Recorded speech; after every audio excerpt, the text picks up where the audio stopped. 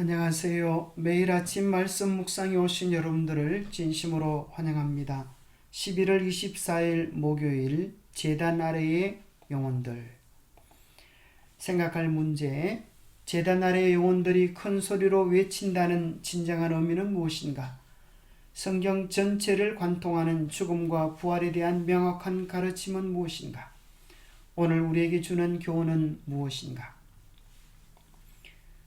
계시록 6장에 보면 이란 말씀이 나옵니다.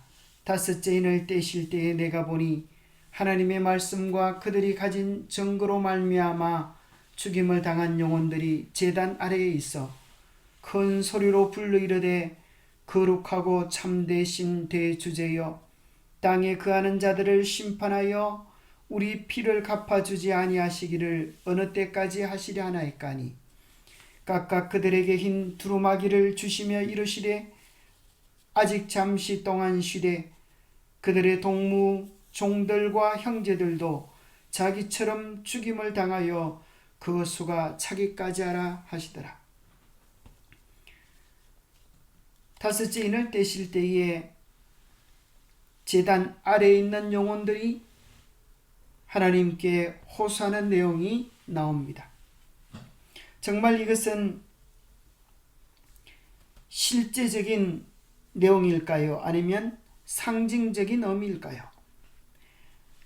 영혼 불멸을 받아들인다 해도 이것을 실제적으로 이해하면 문제들이 생기는데, 그 첫 번째 문제는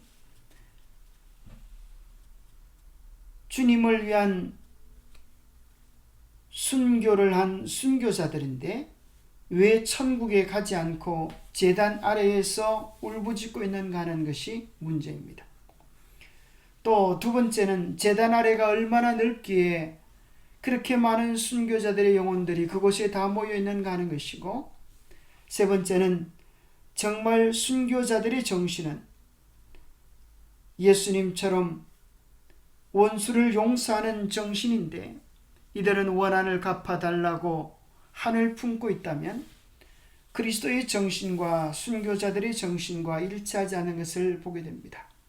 사도행전 7장 60절에도 스데반은 이 죄를 그들에게 돌리지 마옵소서 하고 순교했습니다. 마태복음 5장에서도 우리 주님 말씀하시기를 너희 원수를 사랑하며 너희를 박해하는 자를 위하여 기도하라 하셨습니다. 그것이 진정한 하나님의 자녀들의 태도임을 말씀해주고 계십니다. 그러한 비유적인 표현을 우리는 성경 또 다른 곳에서 발견하게 되는데, 창세기 4장 10절에 보면 가인이 아벨을 죽였을 때 하나님께서 내 아우의 핏소리가 땅에서부터 내게 호소하느니라 그렇게 말씀하십니다. 아벨의 피가 하나님께 호소를 했습니까? 아닙니다. 하나님께서 그 아벨의 억울한 죽음을 빗대어 말씀하신 것입니다. 또 사도 바울은 그가 순교자의 피를 흘릴 때에 하나님께 드리는 제사라고 그렇게 표현하고 있습니다. 빌립보서 2장 17절에도 디모데후서 4장 6절에도 그가 드려질 순교의 피에 대해 이야기하기를 전제와 같이 내가 벌써 부어지고 나의 떠날 시각이 가까웠다 했습니다. 순교자들의 피는 상징적으로 하나님의 제단에 드려진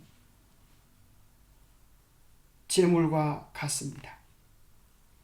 그래서 순교자들의 피가 바로 번제단 그곳에 있다라고 상징적으로 이해를 하는 것은 바른 의미입니다.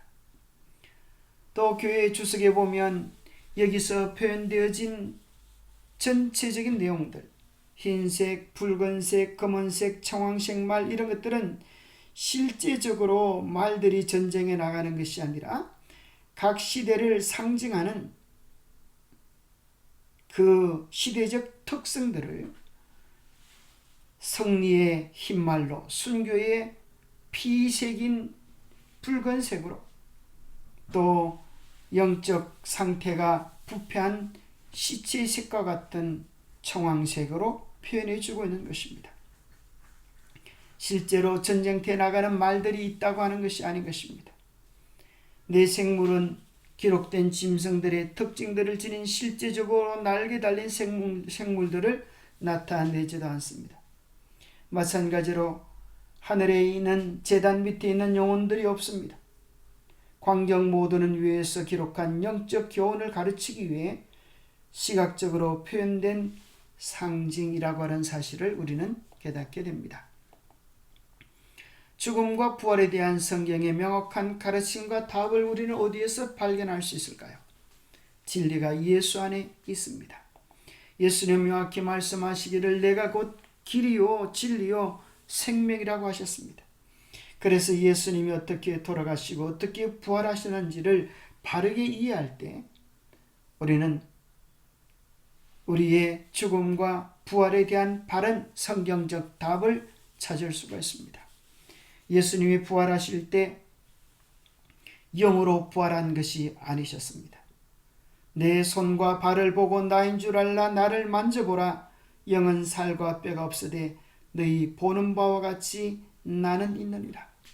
예수님께서 온 몸과 정신과 영이 하나로 일체가 되어 부활하셨듯이 우리도 그렇게 부활할 것입니다. 빌립보서 3장 21절에는 그는 만물을 자기에게 복종하게 하실 수 있는 자의 역사로 우리의 낮은 몸을 자기 영광의 몸의 형체와 같이 변하게 하실 것입니다. 예수님이 영광의 몸으로 변화되어졌던 것처럼 주님을 따르는 자들도 영광의 몸의 형체와 같이 변하게 하실 약속을 첫 열매로 표상해주고 계시는 것입니다. 이 땅에 의인들이 존재합니다. 성경은 예수님은 죽음을 잠으로 표현했습니다. 그래서 의인들 중에 이미 잠자는 자들도 있을 것이고 그들은 예수님 재림 때에 잠에서 깨어나 변화되어 부활 성천할 것입니다. 살아있는 의인들은 변화되어서 하늘로 성천할 것입니다.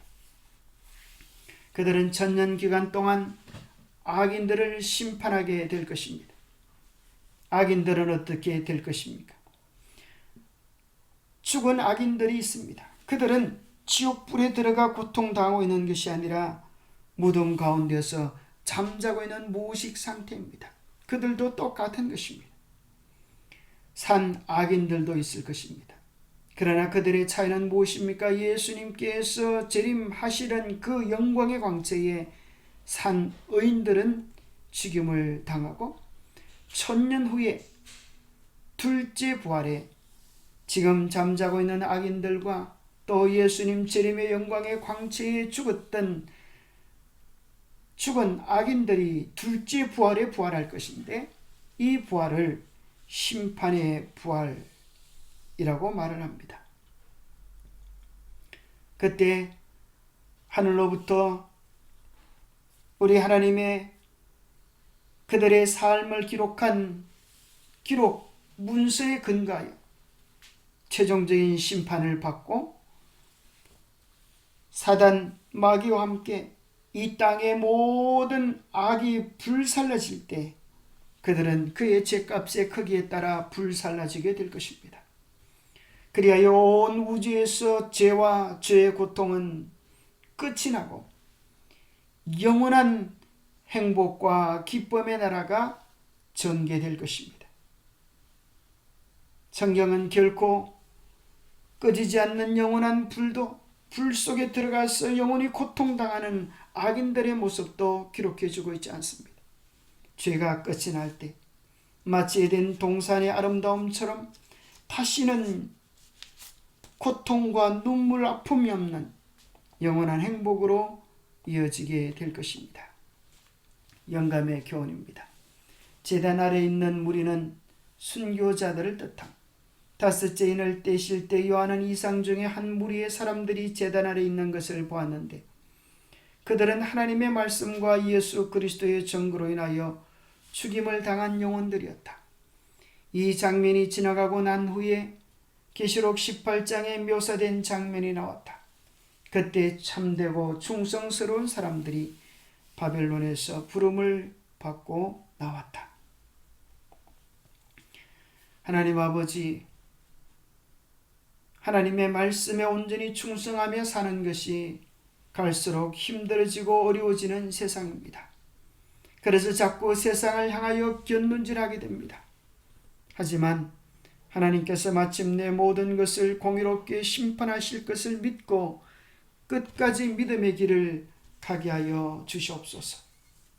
믿는 자들에게 죽음은 참과 같고 우리 주님께서 영광 가운데 오시는 그날 우리를 다시는 고통과 아픔과 눈물이 없는 새로운 몸으로, 변화된 몸으로 깨우실 것을 믿습니다. 그 영광에 동참할 수 있도록 매일 우리가 주님과 교제하며 동행하며 살아가는 하늘의 복을 다하여 주시옵기를 우리 주 예수 그리스도 이름 어지하여 간절히 간구하옵나이다. 감사합니다. 오늘도 주님과 함께 동행하는 복된 날 되세요. 감사합니다.